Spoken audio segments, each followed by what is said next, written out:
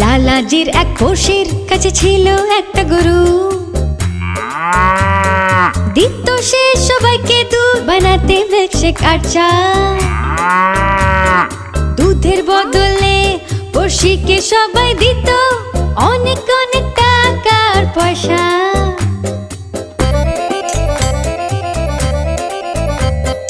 টাকা পয়সা দেখে লালাজিও তখন আনলো গরু দুধ বেচবে বলে।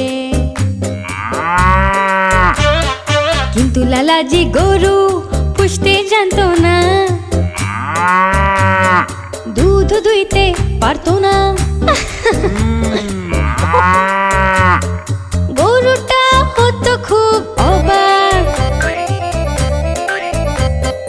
আসলে কি চাইছে করতে বুদ্ধু লালাজি। পড়শিকে দেখে যদি লালাজি হিংসে না করতো, নিজের কাজই যদি সে মন দিয়ে করতো, পেত তাহলে সেও পয়সা আর টাকা খালি বালতির বদলে।